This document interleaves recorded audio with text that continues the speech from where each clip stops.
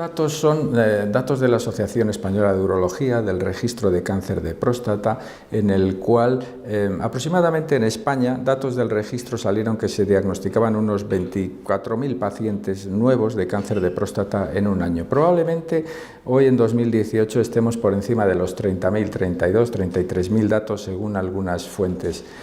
nuevas. El diagnosticar 9 de cada 10 potencialmente curables solamente quiere decir que 9 de cada 10 los estamos diagnosticando en una fase localizada. El tumor de próstata puede ser localizado, localmente avanzado o metastásico, pero hoy día en España sí que es cierto que la inmensa mayoría las estamos detectando, que son exactamente 9 de cada 10, en una fase localizada en el cual cualquiera de los tratamientos a ofertar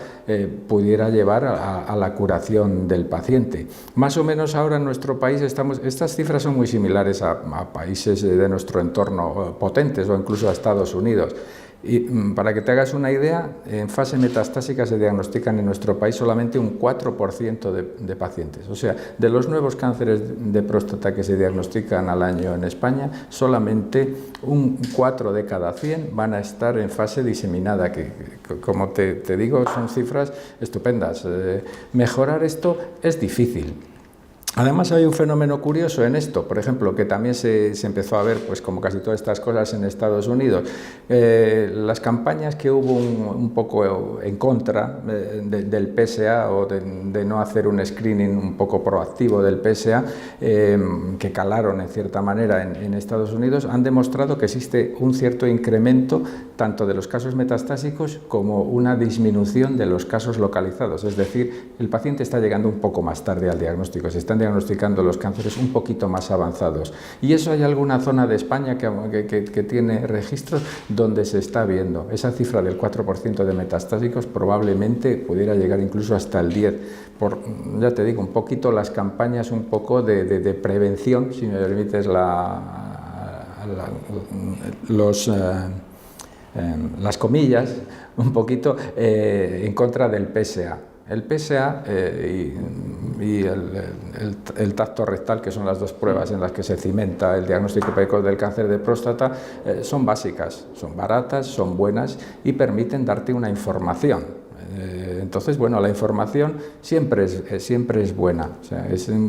alertar un poquito a la población en no hacerse un diagnóstico precoz. Bueno, pues sabemos hoy día y hay datos de que puede llevar a que el número de pacientes no sea tan bueno como lo teníamos hasta hace 4 o 5 años, pero aún así es difícil de mejorar, porque las cifras creo que en España son bastante buenas. Cribado poblacional a nivel general, hacer una llamada a la población,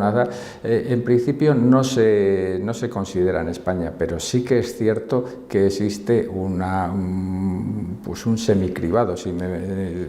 puedo utilizar la expresión, es decir, existe una concienciación a nivel de los médicos de familia, de los médicos de empresa, de que el paciente se beneficie de un diagnóstico precoz, y al paciente hay que explicarle que existe la posibilidad de hacérselo, hablarle de los beneficios y de los riesgos que tiene someterse a un cribado, porque en ocasiones, bueno, pues la decisión es muy sencilla, usted tiene un tumor o no tiene un tumor, pero en otros casos, en casos intermedios,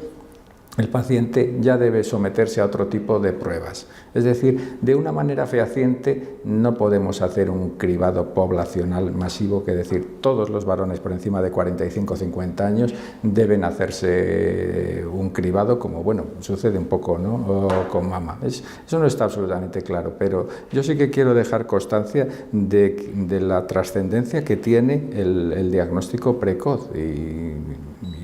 un paciente, un médico de familia, un médico de empresa debe hablar con su cliente, exponerle los riesgos y los beneficios que tiene el cribado, que es una prueba, como te digo, sencilla, que consta de un test sanguíneo y de una exploración rectal, bueno, por el simple conocimiento de padecer la patología, que no implica que luego se tenga posiblemente que operar, porque hay muchos casos que al paciente se le deja en programas de vigilancia, etcétera. O sea, diagnosticar no siempre implica tratar. Eso también hay que decírselo al paciente.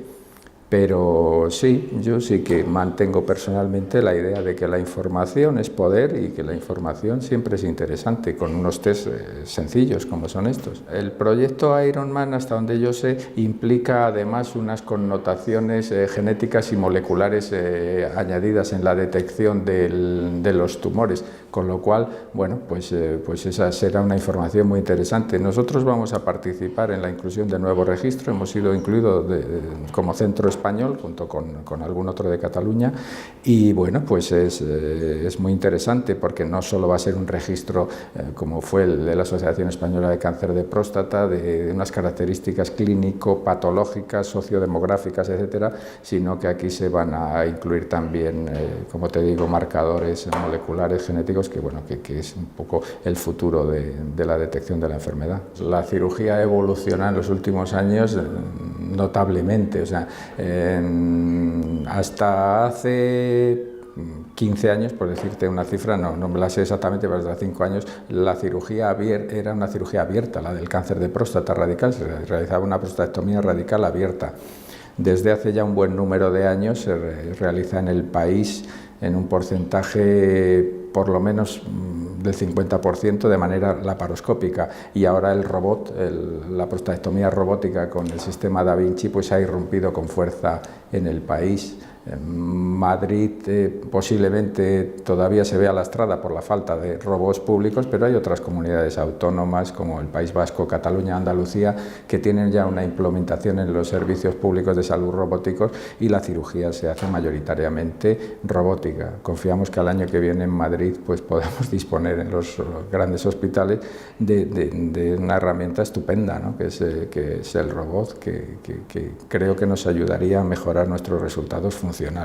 Así pues, la situación en España ahora sigue siendo: parte del país hace prostatectomía radical abierta, la parte que dispone de robótica, y el resto se hace ya mayoritariamente laparoscópica. Va cayendo la prostatectomía radical abierta, que sigue siendo una técnica no obstante excelente también, o sea que en principio la cirugía en el país a nivel de calidad ha avanzado notablemente. Si analizamos de los 20 últimos años para acá, los estándares de calidad de la cirugía son bastante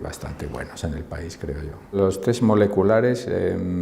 te ayudan de diversas maneras, o sea, te ayudan para tomar la decisión de si biopsiar a una persona en función del riesgo que puede tener de cáncer, y quizá una faceta más interesante, una vez que tú diagnosticas al paciente a través de una biopsia: usted tiene un cáncer de próstata, un test molecular te puede dar la probabilidad de riesgo, según unas determinadas cargas genéticas que tenga el paciente, de que ese tumor sea más o menos agresivo. ¿De acuerdo? Entonces, si tú tienes un test que te dice que el paciente, aunque tenga teóricamente un perfil bajo de agresividad, pero tienes un test que te dice, ojo, que este paciente puede tener una agresividad mayor de la que suponemos, al menos así lo indican los test genéticos, pues posiblemente sea un paciente que no incluyas en un protocolo de vigilancia y hagas un tratamiento activo, y viceversa. Puedes tener un paciente con bajo perfil de agresividad en el test y te permita tomar esa decisión. Sí, es muy interesante. Estamos caminando hacia la medicina personalizada, o lo más personalizada posible. Probablemente el papel de los test moleculares ahí será importante. La verdad es que no tenemos el desarrollo que tiene, por ejemplo, cáncer de mama o incluso cáncer de pulmón, que tiene unos marcadores definidos y unas estrategias terapéuticas definidas en cada momento, pero bueno, poco a poco estamos avanzando en ello. Los próximos años va a ser apasionante. La situación del país, vamos a ver, el cáncer de próstata desde su diagnóstico inicial, el diagnóstico está hecho por urólogos. La fase precoz de la enfermedad localizada, toda una parte del inicio generalmente está realizada por urólogos, y en ocasiones interviene oncología radioterápica, que es otra modalidad de tratamiento muy eficaz también. La parte final de la enfermedad, cuando el paciente adquiere la fase de resistencia a castración, en sus primeros inicios, pero sobre todo ya más adelante, es cuando el papel de oncología médica se introduce ya en la evolución del paciente. En general, nosotros, y muchos hospitales del país trabajamos en casos de tumores avanzados con un comité multidisciplinar en el que estamos nosotros, está oncología, radioterapia, oncología médica, anatomía patológica, medicina nuclear, radiología, etcétera, pero sobre todo las 3 especialidades clínicas y los casos de tumores avanzados que ya requieren de ciertas drogas para su control o de ciertos fármacos, pues se discuten en el comité y el papel de oncología médica pues también obviamente es clave. Y en los estadios finales de la enfermedad, oncología médica siempre ha estado presente y sigue estando presente, sí. Lo que pasa es que el papel del urólogo, digamos que va desde el inicio, de que tú diagnosticas a un paciente justo hasta el final. Digamos que la oncología médica se mete en el escenario del paciente a partir de un cierto punto, pero indudablemente su concurso es fundamental, porque al fin y al cabo nosotros lo que tenemos que velar es que el paciente reciba el mayor número de tratamientos posibles, que intente darle la mayor calidad de vida posible, y eso tampoco urología podría hacerlo solo en un determinado momento, por eso su concurso yo creo que es importante. Los tumores que diagnosticas en una fase metastásica de inicio tradicionalmente y hasta el año 2015 han sido tratados por el urólogo con tratamiento de deprivación hormonal, que es un tratamiento extraordinario, con una duración limitada, es cierto, pero de entrada con una respuesta clínica para el paciente muy bueno. A partir del año 2005 se introduce el concepto de que la sumación de una quimioterapia con docetaxel en 6 ciclos unida al tratamiento estándar del urólogo era beneficioso a nivel de supervivencia, y a partir de 2015 oncología y urología un poco iban de la mano, lógicamente es un tratamiento quimioterápico que administraban ellos. Ahora, en el 2018, hay un nuevo fármaco oral que podemos dar los urólogos y que compite a nivel de resultados con la quimioterapia. Ha demostrado también un incremento claro de la supervivencia, y lo demostrarán otras moléculas similares. Pero son escenarios de la enfermedad que nosotros en concreto sí que es cierto que los discutimos en el comité de tumores, donde estamos todos, como te decía antes. Pero vamos, esencialmente no es imprescindible que en esa fase de la enfermedad esté oncología médica, pues ya te digo, a no ser que vayas a administrar un fármaco como docetaxel, que es un quimioterápico excelente. Pero vamos, a nivel práctico nosotros sí que lo comentamos siempre en decisión, será para docetaxel, será para un fármaco oral que podemos dar nosotros, pero bueno, en general la tendencia es que este tipo de fármacos, en la fase avanzada de la enfermedad, bueno, pues sea una decisión conjunta. El objetivo es una extirpación de la pieza completa, que incluye la próstata, las vesículas seminales y en determinadas ocasiones los ganglios de la zona pélvica. Como te decía antes, se puede hacer con cirugía abierta, cirugía laparoscópica y cirugía robótica. Los hospitales que no disponemos hoy, por ejemplo, la Comunidad de Madrid, y salvo el hospital clínico, públicos no... Sí, bueno, hay otro en el Rey Juan Carlos de Móstoles, también tiene robot, pero los demás pues operamos vía laparoscópica o abierta, pues no tenemos la herramienta, nosotros no derivamos pacientes a la medicina privada. Yo creo de todas maneras que es una situación temporal y que será cuestión de un tiempo más o menos breve que tengamos robot.